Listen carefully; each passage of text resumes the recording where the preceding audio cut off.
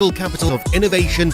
This is Opportunities to Consider with your host, author, speaker, and corporate strategist, Hunter Gaylor.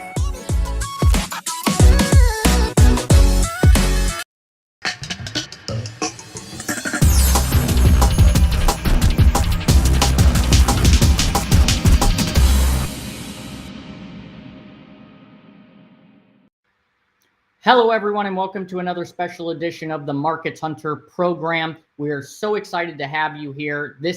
We're coming to you actually the last week of March, so we've got a lot of great updates from some of our companies. I'm going to be joined by one of our special guests today, Robert Lekowski, who's the CEO of Quantum Computing, Inc.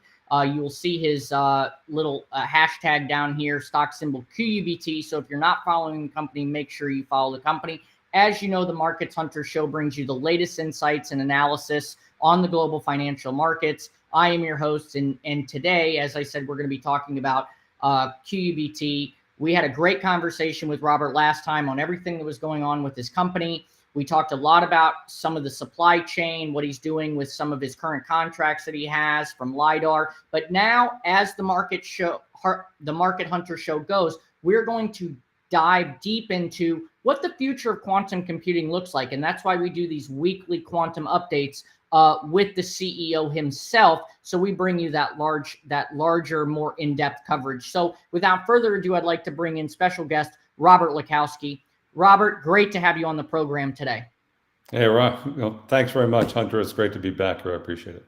No, thank you so much I always enjoy our conversations. It's really on the forefront of innovation is what I like to say.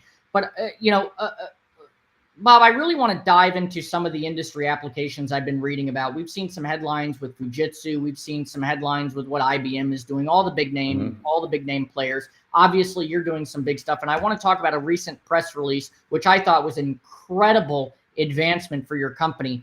And that was the Quantum Computing, Inc. appoints security and cryptography expert Brian, and I'm going to butcher his last name, Lamacchia, to your technical advisory board.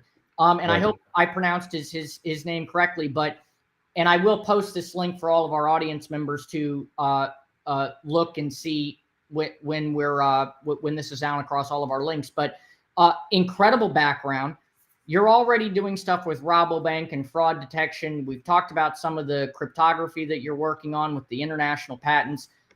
What is this appointment? Why this appointment? Kind of walk me through this for our audience.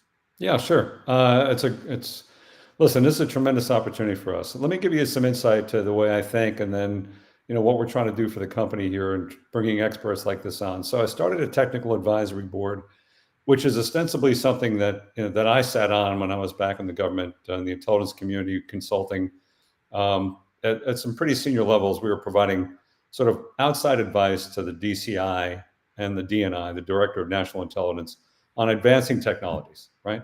The benefit of being able to do that was that we didn't have any tie to the outcome of these decisions that they made. We just basically were out there talking about what technologies could do from a national security perspective and what we had as a country had to be aware of. So that was an extremely effective body, and it still today reverberates with the contributions that have been made to the intelligence community. So when I started QCI, I knew I'd get to a point where I'd need some outside thinking, right? I mean, I'm the CEO of the company, that's great, but really the smart people are on the outside of the company. We've got a lot of smart people on the inside of the company. But to know what's going on in the marketplace and know what's going on in technology, I need to get access to those people, and I need to have their unvarnished opinion about what's going on, right? You can't be sitting in a leadership role thinking that you're always doing the right thing. You've always got to be questioning what's going on around you to make sure you're staying on the innovation edge. So bringing folks like Brian Lamacchia and others, I have Jim Simon, who also came out of the intelligence community, in fact, ran the intelligence science board that I was on. He managed that whole group, and I've asked Jim to come on as my executive director for my technology advisory board to replicate what we did there. Not to be an intelligence organization, just to bring great minds together to think about the things that we could be doing and the things that I should be doing as a CEO to make sure I'm staying innovative. So Jim was my first appointment. Brian's my second appointment based upon Jim's recommendation, because Brian represents some really cutting edge thinking that's come out of that community. He was a very senior person at Microsoft. We're very fortunate to have him on board as our technical advisor. It's not a full-time position, it's a part-time advisory role. Sure. But importantly to that is the fact that I'm going to gain access to his thinking and the exposure that he's had in the community for the areas that we're interested in, right? Quantum random number generation, cybersecurity, and all the things we can bring to the table on that. Brian's just going to be one of many that are, not many, but one of several I'm bringing on board to the company that are going to help me make sure that I'm thinking about the right things for innovation to bring value to our shareholders. Well, Bob, here's what I will say. As market hunters, we hunt the market, right? So we do our research, we look at the fundamentals of the company. And I have to say, when looking into his particular pedigree, PhD and degrees in electrical engineering and computer science from MIT, respectively well-published author and inventor, co-author on 35 issued U.S. patents, multiple international patents. And I do know there was some news that came out about quantum, which we did talk about on getting some international patents. So, that's incredible development. And I always think that the more, top level advisory like what you're doing is critical. Let's move a step forward into getting kind of some of your insight, Bob, into the world of AI. Okay. Sure. We've talked about the industry. We've talked about, kind of on the outskirts, this effect that ChatGPT now has had on industry. In fact, I will say this, and this is a shameless plug to my obsession with ChatGPT, but when it came out, I got an email from OpenTable now that OpenTable is now using, which is the reservation tool that you can make for. Now, Bob, I can use ChatGPT to not only recommend the restaurants, but then also go in and they can make my reservations for me. So it's almost eliminating a lot of these service level jobs. Now, we talked about supply chain management very briefly in some of the areas and industries that you're targeting. Where do you see, from a futuristic perspective, QUBT leading the charge in assisting and powering AI? Well, so let's go back to the beginning on the AI piece, because it's an enormously interesting topic, right? AI has been around for decades. Right. And the application of AI, however, has only been really in the past 10 years with any degree of success that people can really point to, because there were two fundamental things that were missing, I think, and this is just not my thinking, but if you look at the literature, number one, it was data. And the explosion of data over the past 10 years or within the past 20 years for sure, but certainly, and I don't know what the exponential increase of data is over any given period of time, but there's just been an absolute explosion of data. And trying to make sense out of that data is one of the things that has fueled the application of artificial intelligence technologies. Secondarily, or actually maybe not secondarily, but more importantly perhaps, is the ability for large-scale computer systems to be able to process this information. So you have the supercomputers, the numerous GPUs out there, you've got NVIDIA's GPUs, you've got all this computing power going to be able to process this information, which is fundamentally the thing, right? Speed and the ability to process this data in a highly complex way and the capacity to do that is what's going to really propel AI into the future. So we all know Moore's law and the limits of classical computing, and this is where we always talk about where quantum computing is going to contribute to. Computing as a domain has a specific application in the AI world for processing power, for speed, and capacity to process a large amount of data. So when we can apply both classical computing and AI and quantum computing together against, you really begin to see AI off as a real domain. Now, ChatGPT is a really interesting example. I don't pretend to be an expert on ChatGPT, but from my understanding of it, ChatGPT itself had been developed several years ago and is now being used as effectively a very good marketing tool. It's a very effective tool to demonstrate what AI can do, and it's certainly brought it to the forefront of conversations, right? But AI is so much more than ChatGPT. Sure. Natural language processing and the ability to discern, content and intent of content is a very difficult thing to do. And ChatGPT is doing an excellent job at that right now. I mean, you can, we've all tested it, I'm sure, and you can put in some arcane question that you would think nobody's going to have an answer to. And based upon the data that's been collected up until, I think, 2021, you'll come up with an excellent answer, right? Now, there's a lot of ethical issues about AI we're not going to get into, as biases and all the things that can go into that. But in terms of just pure technology, what you can do with AI and the areas that we as Quantum Computing Inc. can contribute to is an area that right now is, I think, is very hot. So reservoir computing, I don't know if you've ever heard of that term of reservoir computing. We've spoken about it. We've spoken about it. We did, right? You have the reservoir computer, so that's good. That's right. Well, we have a combination. It's a hybrid. It's actually a classical and a reservoir computer together that allows us to be able to take the best of both. Because our AI systems have to be hybrid because we use photonic and electronic architecture, and the photonic architecture is extremely fast, extremely energy efficient, and it inherently supports large-scale processing. But it's a bit challenging to prepare and interact and store many photonic signals. So consequently, we have to tweak it a little bit. On the other hand, electronic signals in conventional computers are easy to create and manipulate, and their processing speed and their ability to do parallel processing are capped. So if you put those two capabilities together, you can harvest the benefits of both. And that's precisely what we do with our reservoir computer. We take the best of both worlds.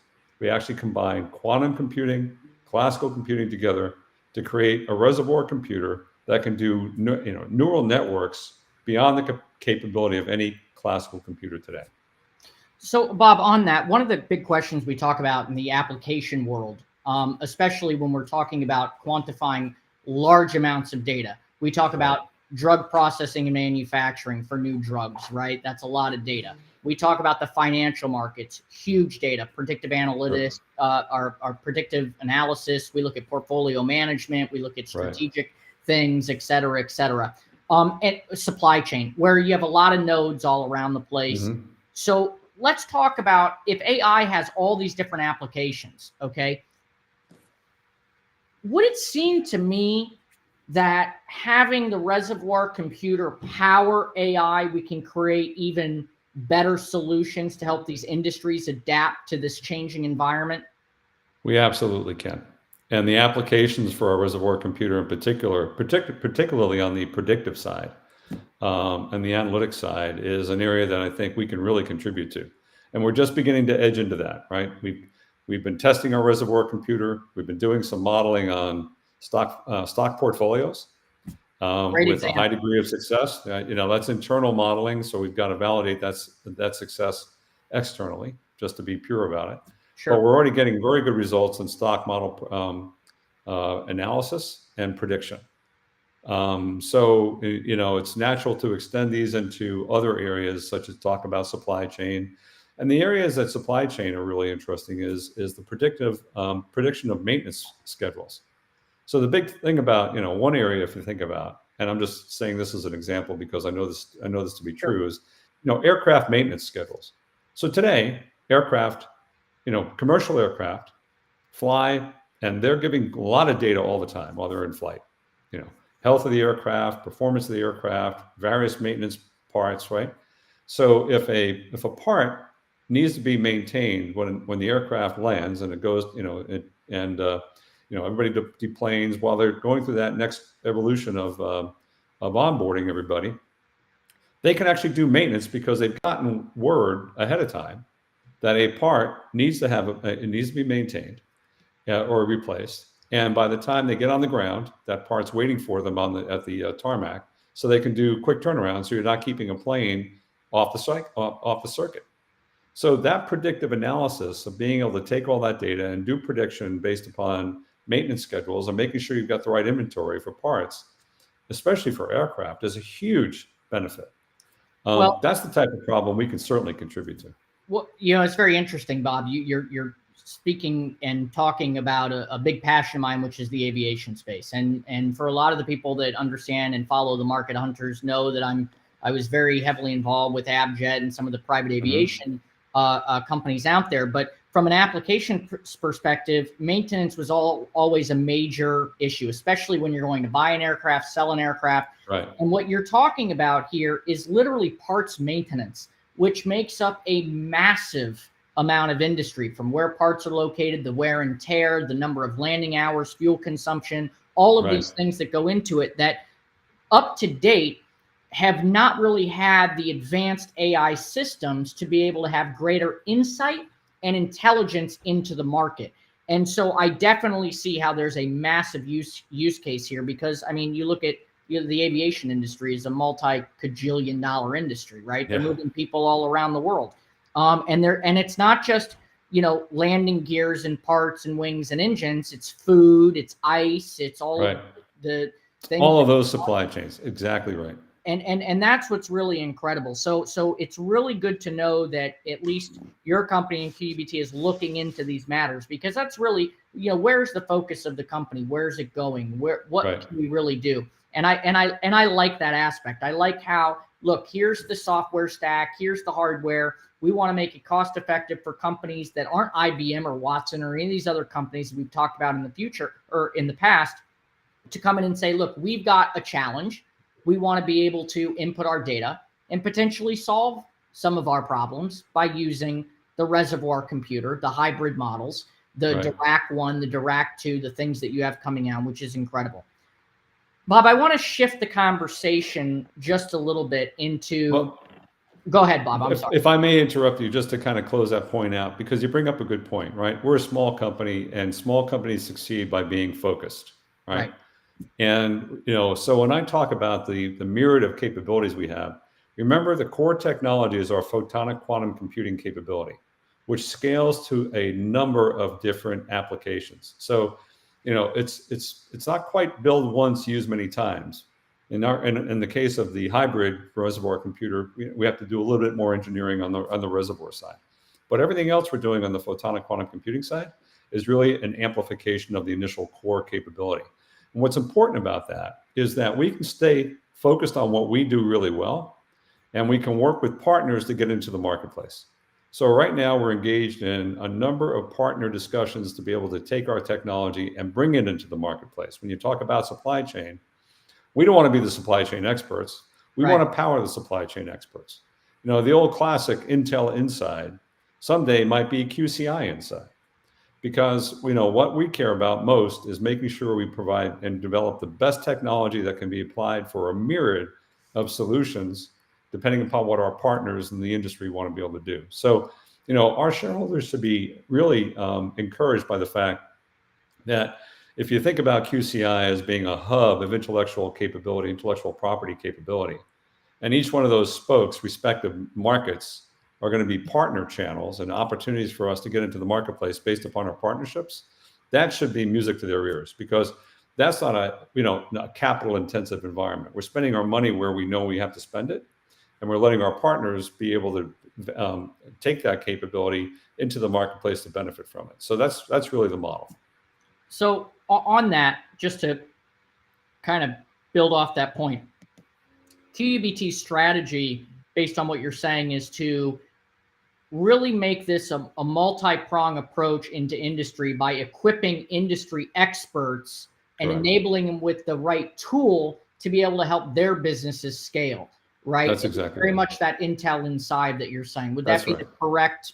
That is exactly correct. And when we start talking about, and let me tell you, it's not too far-fetched to talk about Intel inside in terms of a concept, because remember, with the last time we spoke, we're actually creating our own quantum photonic computing chips, right?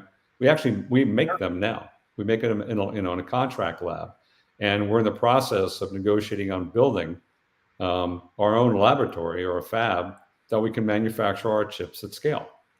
And these chips are effectively going to be the powerhouse of all of our quantum computing capability. So that right there, I think for the Market Hunters audience, the people that are listening, the people that will see this, as they go back and they look at the March update, because we're coming out of March, we're going to go into April, so we're going to move into Q2 very quickly here. And obviously, the whole market's been rattled by everything that happened with Silicon Valley Bank and everything. But the way that the Market Hunters approach is, and I am not the Jim Cramer of the world, okay? I'm the Market Hunter. Thankfully. Yeah, thankfully, exactly. Well, I appreciate the endorsement, but Bob, the way we look at companies, this is the fundamentals. We look at the leadership, we look at the approach, we look at the fact that you have strategic advisors, you're building the right advisory board, you're doing the right things. And we don't look at this as, oh, let's just go quickly trade a stock and this is some day trading thing. This is really building the future of what enterprise looks like. And that's really what I want the audience to understand that is watching this, because listen, folks, listen to what he just said.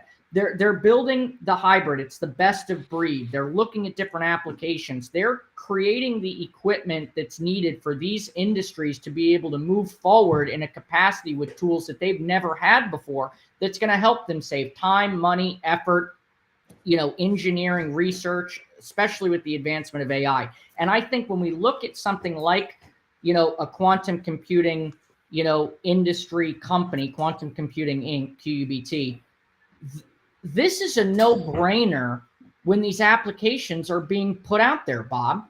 This is what I'm trying to figure out. When the industry starts realizing that there is an affordable, attainable product on the market, which you have, that allows them to solve problems at a faster and more cost-effective manner, then it benefits the entire society. It benefits the entire ecosystem. Right. And I think that's a huge point.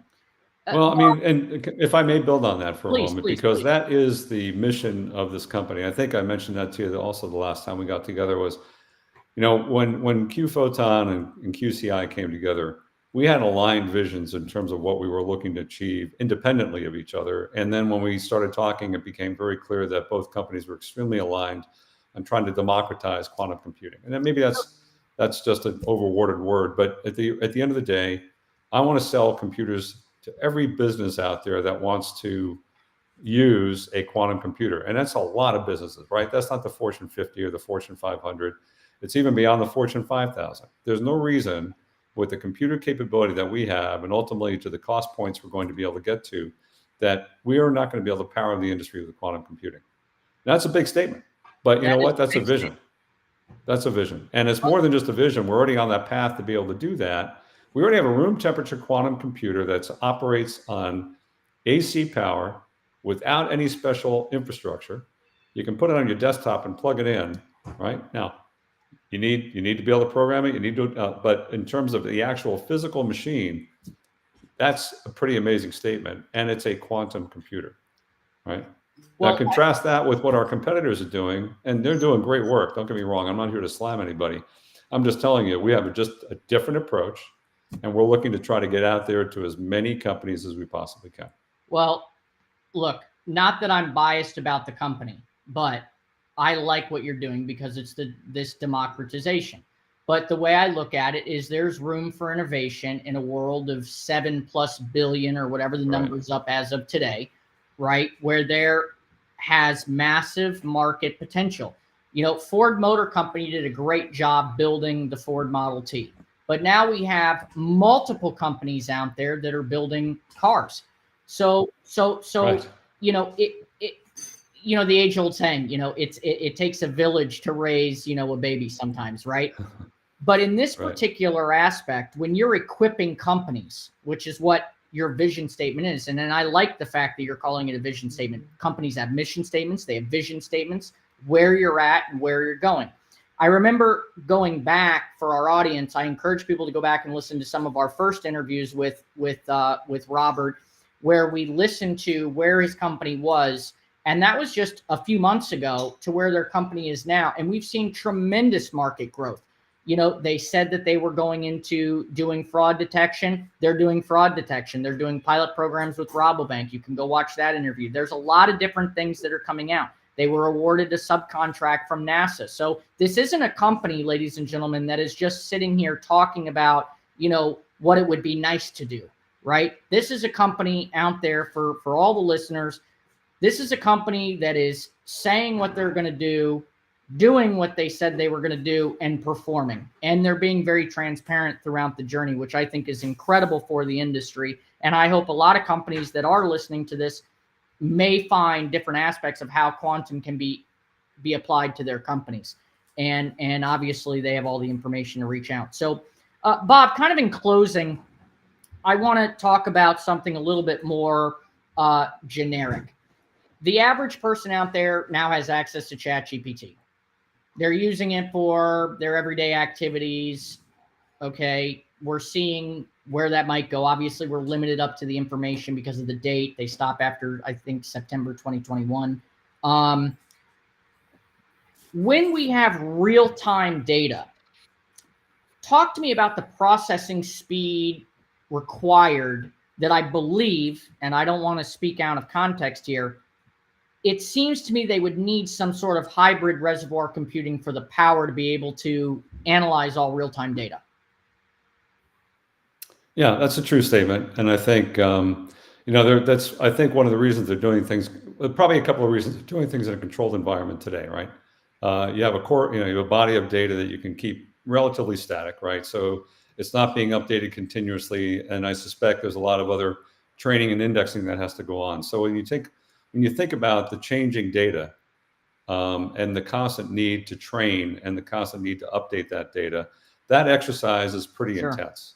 And that's perfect for not just reservoir computing, but more importantly, quantum and hybrid reservoir computing.